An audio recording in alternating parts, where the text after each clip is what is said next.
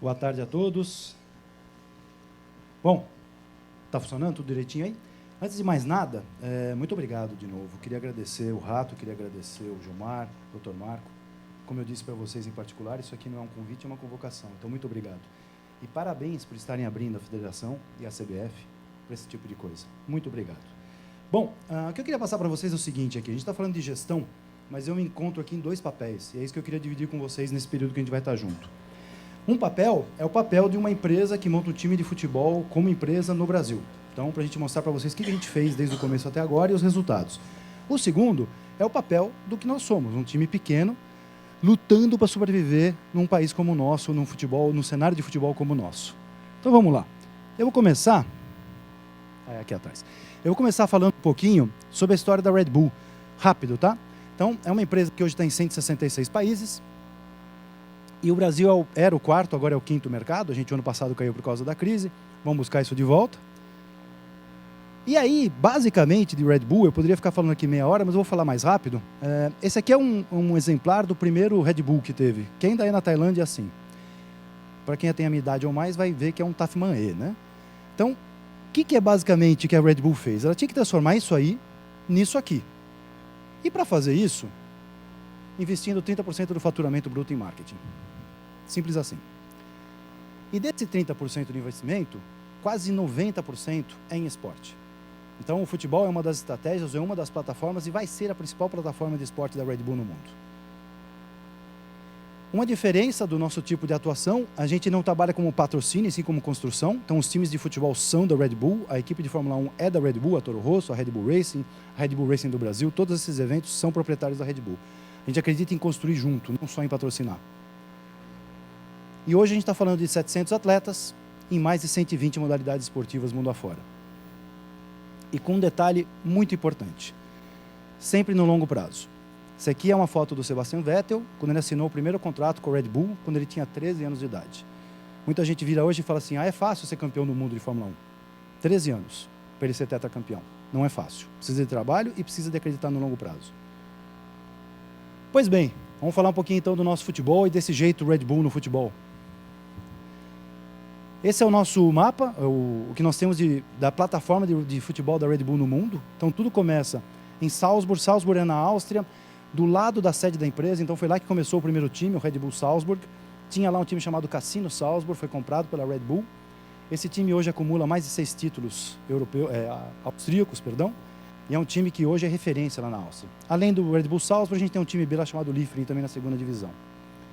Em 2006, havia lá em Nova York um time da MLS chamado MetroStars, a Red Bull comprou, virou Red Bull New York. O Red Bull New York já passou por muitas etapas, então a gente pode falar, quando a gente fala de gestão, acho que é importante também frisar isso. A gente teve lá o Thierry Henry, teve o Juninho Pernambucano, acho que alguns de vocês acompanharam isso. Mas ano passado ele era um dos times mais baratos da liga e foi o primeiro a classificar para o playoff. Então, quando a gente fala de eficiência, tem várias formas de se fazer. E Nova York é um dos nossos laboratórios para isso. Em 2007, começou o nosso time aqui do Brasil. A gente vai falar um pouquinho mais dele depois. É um projeto que começa a ser pensado em 2005 para 2006 e é fundado definitivamente em 2007, em Campinas, no estado de São Paulo. E em 2008, o RB Leipzig da Alemanha. RB porque na Alemanha é proibido nomes de empresa em times de futebol. Então, a gente chama lá RB Leipzig. Time que saiu da quinta divisão, é um projeto muito inspirado no nosso aqui do Brasil, saiu da quinta, foi subindo e está agora na segunda Bundesliga, já disputando a vaga para o acesso para a primeira divisão da Alemanha. Se Deus quiser, esse ano ainda. Bom, e vamos falar então aqui do nosso, do Brasil, que acho que é o mais importante de todos. Como é que foi feito esse processo? Eu fico muito à vontade para falar, porque eu fui convidado pela Red Bull em 2006 para fazer parte desse projeto como consultor. Então eu virei consultor da Red Bull de 2006 até 2010, depois eu fui diretor e depois eu virei presidente em 2013. Então sei muito bem todas as etapas que a gente passou nessa história. O começo de tudo foi básico de qualquer empresa ou de qualquer setup que você queira fazer. Pesquisa de mercado. É claro que isso aí estava alinhado a uma plataforma de marca, mas a gente tinha que pesquisar o mercado. Quais seriam os objetivos? Médio, longo prazo? Quais seriam que praça que a gente faria isso? Quais seriam os cenários que a gente enfrentaria em cada praça? E aí a gente começou definindo os objetivos após essa análise. E esses objetivos são os objetivos do clube desde 2007 e continuam imutáveis. O primeiro é disputar as principais ligas do Brasil. Nosso planejamento era chegar na primeira divisão de São Paulo em 6 anos. Nós demoramos 7 anos. E agora nosso planejamento é chegar na primeira divisão do Brasil até 2022. Espero que a gente possa fazer isso com um pouquinho mais rápido que isso, mas esse é o nosso planejamento. O segundo ponto, desenvolver jogadores para todos os nossos times. Seria ilusão eu imaginar que o Red Bull chegaria na primeira divisão do Brasil e teria condição de competir com os times grandes sem que faça seus próprios jogadores em casa. Então isso é uma das coisas que a gente mais investe, porque a gente não acredita que dê para ser competitivo se a gente não puder produzir os próprios jogadores dentro do nosso clube. E o terceiro, que é introduzir um jeito Red Bull no futebol brasileiro. Basicamente aqui, quando a gente fala de jeito Red Bull no futebol brasileiro, a gente vai falar de um jeito de gestão que é raro no futebol brasileiro, que é a gestão de um clube como empresa. Aí, derivando para as análises de cenários, a gente foi analisar liga por liga. Qual campeonato que a gente vai botar, em que estado a gente vai montar o time. Quais seriam os ambientes que a gente iria enfrentar em cada estado e para chegar nas divisões nacionais. Como poderia ser o desenvolvimento do profissional? Como poderia ser o desenvolvimento da base? Como funcionam os acessos às divisões? Tudo isso foi levado em conta. É claro que você vai ter pontos positivos e negativos em cada estado, mas cruzando isso tudo e cruzando mais também o mercado da Red Bull, a gente acabou decidindo por São Paulo.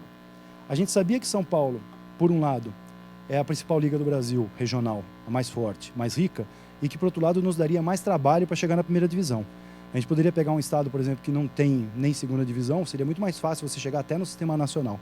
Mas a gente entendia que era necessário você participar desse processo, até para poder estar inserido numa liga forte. E os exemplos de fora também servem de exemplos para nós. Nosso time da Áustria, ele é multicampeão austríaco. Só que como a Liga da Áustria não é uma liga de primeiro nível da Europa, quando você chega nas competições europeias, a gente não conseguia competir. Então a gente entendeu que se a gente queria competir no cenário nacional, a gente teria que estar num centro forte. Outra questão é a questão da base. Por todos os estudos que a gente tem e por tudo que a gente lê, o ideal para o desenvolvimento de categoria de base é você ter pelo menos 30 jogos de bom nível no ano. Isso seria muito difícil em estados onde as categorias de base não são tão desenvolvidas. Em São Paulo a gente tem campeonatos excelentes. Só para vocês terem uma ideia, para quem não conhece, o Sub-15 e 17 em São Paulo tem 66 times. E é um campeonato que vai o ano inteiro. Então a gente consegue ter uma exposição para times de todo nível, inclusive para alguns dos melhores do Brasil. E aquilo que eu já tinha falado antes, é o maior mercado da Red Bull também, então isso foi também um ponto para a gente ir para São Paulo.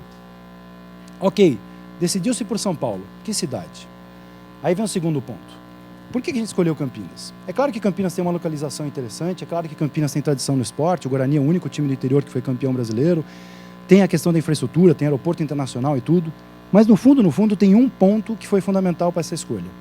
Se eu quero ser um time grande daqui a 30, 40 anos, eu preciso estar numa cidade ou num centro grande. E como São Paulo já seria muito competitivo você trabalhar com o Palmeiras, Corinthians, na época tinha o Pão de Açúcar, a gente optou pelo interior. As ideias na época eram Sorocaba, Campinas e São José dos Campos. A gente acabou indo para Campinas por conta dessas outras características que Campinas tinha e também por algumas características específicas do momento. Tinham times sendo fundados em São José, em Sorocaba, então o espaço estava muito complicado. Aliás, estamos muito felizes com a nossa escolha.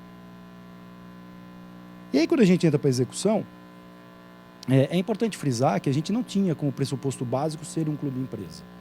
Nosso clube da Alemanha, por exemplo, não é uma empresa. Vocês sabem que lá não pode ter empresas deterem os clubes, né? Tem a lei do 50+1. Mas a gente entendia que, por governança, seria melhor partir para esse tipo de formato. É importante dizer uma coisa, porque a gente analisou isso na época, isso para mim está muito claro, e claro, acho que para o mercado, não é porque é um clube empresa que é bem administrado. A gente tem vários clubes associativos muito bem administrados, aqui e fora, e também tem clubes empresa que não são bem administrados. Porém, algumas questões ligadas a um clube empresa, principalmente aqui no nosso país, ajudam na gestão como um todo. E era sobre isso que eu queria comentar com vocês. Primeiro ponto, um clube empresa não tem drive político. Então, se alguém me pergunta assim, Rodolfo, qual que é o grande diferencial do Red Bull?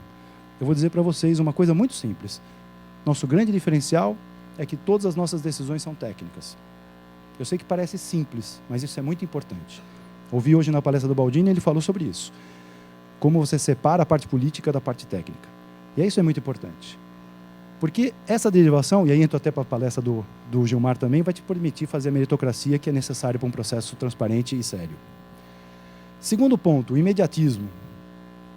Senhores, imaginem vocês trabalharem numa empresa que a cada 2 anos pode ser que troque todo mundo. Como é que você se planeja? Como é que isso vai permear toda a empresa? No final das contas, o imediatismo acaba trazendo imediatismo para todos os processos. Tem a parte boa, tem a parte ruim. Eu vou dar um exemplo, porque eu falaria resultado versus formação, um exemplo do que aconteceu com a gente.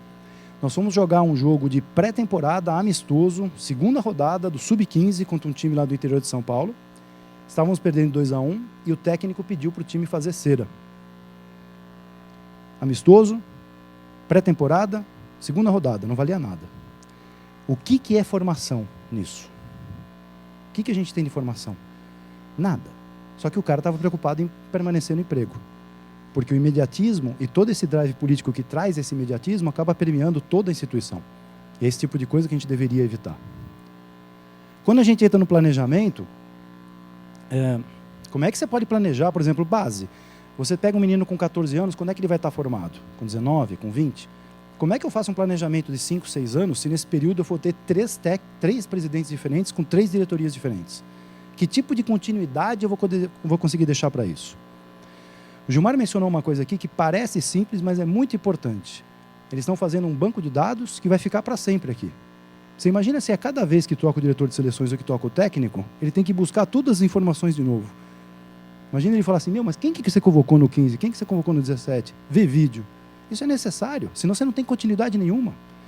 Meu tempo de futebol, eu estou 20 anos na bola, assim, tem uma coisa que eu aprendi, é que a continuidade com as pessoas certas vai dar resultado. A gente só precisa dar tempo para as pessoas trabalharem. Outra questão que o Gilmar também colocou, que é importante a gente ressaltar aqui, que é a questão de valores e perfis. Quando a gente fala de filosofia, a filosofia está muito ligada ao planejamento. Então, eu tenho muito claro qual é a filosofia do Red Bull e não preciso ser eu para estar lá para cumprir essa filosofia. A filosofia já está no clube. Isso vai te ajudar a escolher um profissional. Isso vai te ajudar a escolher o perfil de um técnico. O ano passado, a gente, no meio do campeonato, tomou de 6-1 do Audax, Campeonato Paulista. Foi a maior goleada da história do Red Bull, a segunda goleada que a gente tomou. E para um rival, que são times similares. Todo mundo vai perguntar, mas você vai trocar o técnico? Não vai? Eu falei, se eu for analisar o técnico por um jogo, eu estou perdido, né? O técnico é o terceiro nível de executivo do nosso clube. Nós demoramos quase um ano para contratar esse técnico. Entrevistamos mais de 16 pessoas. E aí, por causa de um jogo, eu vou tirar o cara? Assim como se ele ganhasse de 4-0 do Corinthians, eu também não ia falar que ele era o melhor técnico do mundo. A análise tem que ser de longo prazo, nunca de corte pequeno. Da filosofia, vai derivar o plano, do plano vai derivar o processo, do processo vão derivar os objetivos. Ou seja, se a gente não tem planejamento, a gente não tem nada disso. E aí todo o processo está perdido. Se a gente a cada 2, 3 anos ou a cada 4 anos for reiniciar um processo de planejamento, imagina como é que a coisa fica, né? E por fim, é claro que regulamentação pode ser feita em qualquer ambiente, inclusive em clubes associativos. Mas para um clube empresa seria mais fácil buscar alguns tipos de regulamentação. Então seria sempre mais fácil você auditar um time empresa do que um time associativo. A gente estava conversando aqui com os nossos amigos de Portugal no almoço. Lá em Portugal vocês sabem como é que funciona a Sociedade Anônimas Desportivas. Chegou no final do ano, não pagou todas as suas contas, não joga no ano que vem. Simples. Está resolvido. Aqui a única lei que a gente tem de fair play lá em São Paulo é que se um time ficar 3 meses sem pagar salário, ele pode ser punido. Vamos lembrar de 2 coisas, né, gente? Primeiro, os jogadores têm que ir no sindicato para fazer a reclamação formal e o nosso campeonato tem 4 meses.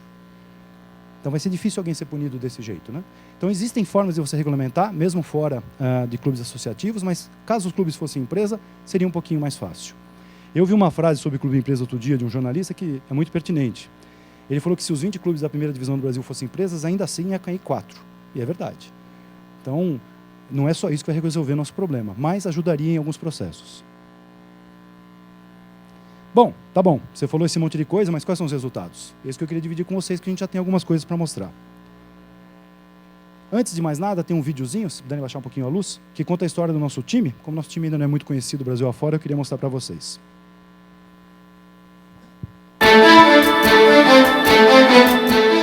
O Red Bull Brasil não caiu de paraquedas na Série A1 do Paulista. Fundado em 2007, em Campinas, é um dos 4 clubes de futebol da Red Bull no mundo.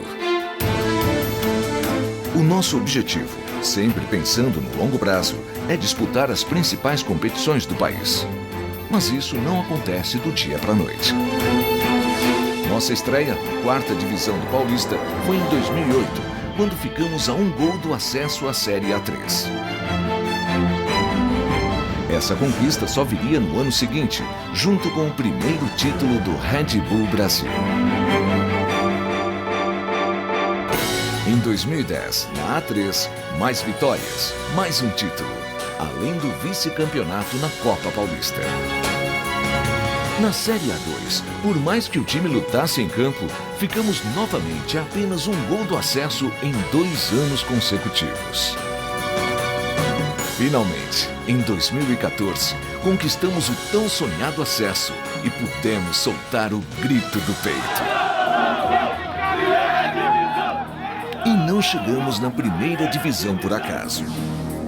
Temos, em Jarinu, um dos centros de formação de atletas mais modernos do país, com 100 jogadores das nossas categorias de base, do sub-14 ao sub-20, que contam com apoio psicopedagógico, aulas de inglês e todo o suporte necessário para a sua formação.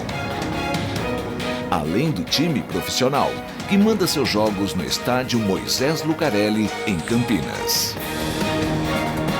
Nesses 7 anos, tivemos 3 acessos e 2 títulos e chegamos à primeira divisão do Paulista com muita dedicação, profissionalismo, amor à camisa e, acima de tudo, paixão pelo futebol.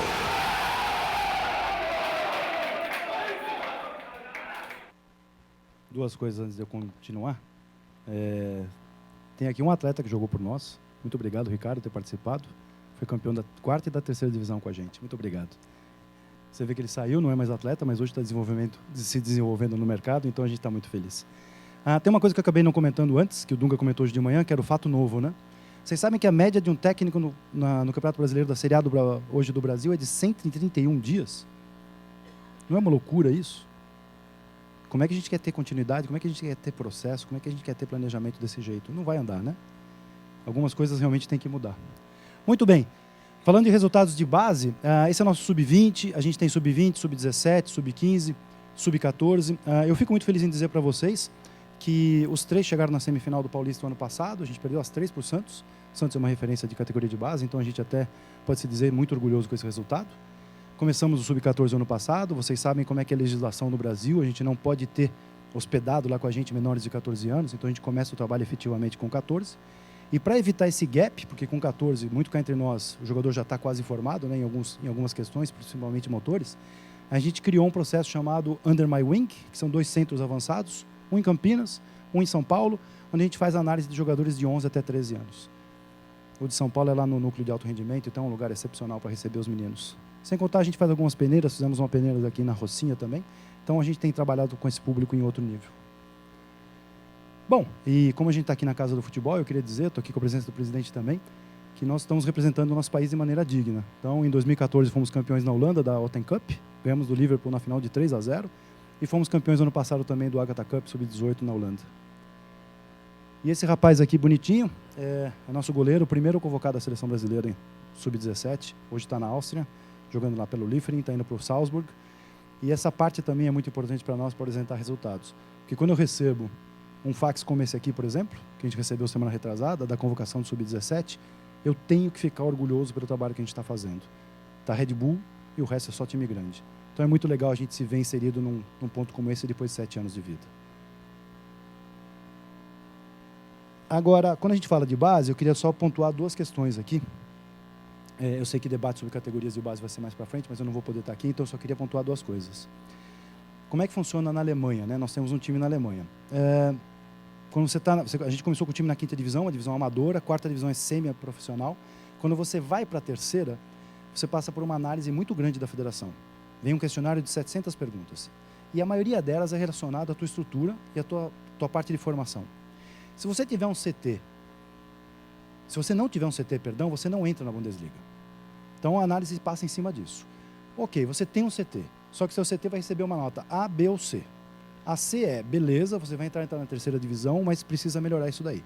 A B é, parabéns, você está fazendo muito bem. E a A é, parabéns, você está excelente. E a Liga devolve de volta dinheiro pela tua qualificação. Ou seja, existe um incentivo para que você seja excelente, não apenas bom. Por que eu coloquei esse gráfico? Porque em 2015, dos 40 times da Série A e B do brasileiro, só 22 tinham certificado de formador. Então a gente está muito distante em várias coisas. Já é um começo, é melhor do que 0, mas ainda está distante em muitas coisas. Segundo ponto do calendário da base, falar um pouquinho rapidinho aqui. Esse é o calendário da base para um time grande de São Paulo. Em verde são os campeonatos paulistas, do 15, 17 e 20, que é o calendário que nós, Red Bull, por exemplo, temos. E agora a gente tem os campeonatos brasileiros entrando no meio disso. Eu não vou me alongar aqui, porque esse não é o tema da nossa discussão, mas como é que a gente faz um campeonato de base sub-17 que se joga de quarta-feira? O menino não estuda mais? Ele perde 2, 3 dias na escola, é isso? E tudo que a gente falou aqui sobre educação. Outra questão. Todos os técnicos que eu conheço no Brasil reclamam que não tem tempo para treinar os seus times. Na base, a gente tem o tempo. Porque você tem uma semana para preparar o time. A partir do momento que você passa a ter uma competição paralela de quarta-feira, acabou. Então a gente tem que tomar muito cuidado com esse tipo de competição, porque o calendário da base é um calendário que não tem amarras. Não é que nem o campeonato, os calendários do profissional. Então a gente poderia fazer ele da melhor forma possível, sempre pensando na parte técnica. Se a gente trouxe campeonatos para preencher espaço de televisão, não é parte técnica. Alguma coisa está errada. Muito bem, sobre o profissional. Esse aqui é o nosso histórico, vocês já viram lá no vídeo, mas é só para relembrar. Então a gente chegou até a Série A1, disputamos a Série D ano passado, não fomos bem, agora caímos de novo. Caímos é o jeito de dizer, né? A Série A1 não é a 5ª divisão do Brasil, mas é um jeito de dizer, mas voltamos para a Série A1. Não conseguimos a vaga na Série D esse ano. E aqui a gente tem algumas fotos dos nossos títulos, né? De 2009, de 2010, o acesso. E uma coisa que me deixa muito orgulhoso, em que pese a gente ter perdido feio para o Corinthians aí nas quartas de final, a questão da consistência, né? O Red Bull é o único time da primeira divisão de São Paulo que durante 2 anos consecutivos, além dos grandes, conseguiu chegar na fase final do Paulistão. Então isso já mostra uma consistência de trabalho. Consistência essa que baseia-se em tudo aquilo que eu falei antes. Continuidade de processo, planejamento e etc. e tal. E quando a gente fala de planejamento e de processos, o que a gente busca no final é simples, é uma coisa chamada eficiência. Esse aqui é um gráfico do ano passado, que cruza a classificação final do Campeonato Brasileiro com o investimento. E aqui eu simbolizei, eu anotei 4 equipes que servem para a gente como referência. Seja o Ponte Preta e Chapecoense, por ser um tamanho parecido ao que o Red Bull teria quando chegasse na primeira divisão, seja Sport e Grêmio, um time grande e um time médio, que fizeram campanhas excepcionais com o orçamento que tinham. Esse tipo de eficiência que a gente está buscando. E esse tipo de eficiência que a gente, como empresa, tem que buscar. Para terminar, estou dentro do prazo aqui. Para terminar, 2 slides. Tá? Um primeiro sobre gestão. Já falamos sobre os formatos de profissionalização. Então, o que ajudaria aí, ou o que a gente colheu de experiências ao longo desses anos? Que a regulamentação poderia ajudar muito o nosso futebol. Regulamentação essa que pode ser feita de diversas formas. Eu vou dar um exemplo de uma regulamentação que é feita sem que você mexa necessariamente na estrutura dos clubes, que é a limitação de 28 atletas no Campeonato Paulista que a gente fez lá em São Paulo. Qual que é a ideia por trás dessa limitação, que às vezes é muito criticada? Foi feita uma análise para a Federação Paulista que os times que caíram nos anos anteriores eram os times que mais tinham atletas. Então, quando você põe um limite, você está forçando o clube a se planejar melhor. Esse ano a gente teve uma outra regulamentação, que o técnico que sai do clube não pode ir para outro clube da mesma divisão. É mais uma forma de você falar, quando for escolher seu técnico, escolha da melhor maneira. Até porque um técnico, quando vem, traz 4, 5 jogadores. Com esse processo, ele não é permitido. Então, quando a gente faz essa limitação dos 28, isso foi aprovado lá em conselho, ele ajuda no planejamento como um todo. É uma regulamentação que independe de qualquer outra coisa, simplesmente criatividade e bom senso na hora da aplicação. Curso de formação, muito falado aqui, a CBF já está sendo pioneira nisso, graças a Deus a gente agora tem. Isso precisa ser ampliado e levado para todos os cantos do país. Acho que esse é o próximo desafio, né? Lá em São Paulo já está se pensando nisso, os outros estados também têm que pensar. E curso de formação para todos os níveis. Eu tive que trocar agora meu diretor de futebol, nosso diretor de futebol ano passado foi para o Cruzeiro, e na hora de contratar um novo diretor de futebol, imagine como é que funciona isso numa empresa multinacional como a nossa, né? Quando eu digo que nenhum deles tem formação na área. Porque não tem formação na área. É muito difícil passar isso para um gringo, para um austríaco, para um alemão entender. Então, aos poucos, a gente tem que mostrar que as coisas também podem ser organizadas fora do campo. E curso de formação para gestores, curso de formação para qualquer área, além das 4 linhas do futebol, também são importantes. Assim como são importantes para os jogadores. Uma coisa que a gente nota muito lá no Red Bull, o jogador sai da base e acha que já está pronto, né? A base foi a faculdade, mas você não está pronto. Eu, quando saí da faculdade, também achava que eu estava pronto para o mercado de trabalho e não estava. A gente tem que continuamente estar estudando, né? Então, imagina para quem está fora do campo. Fair play.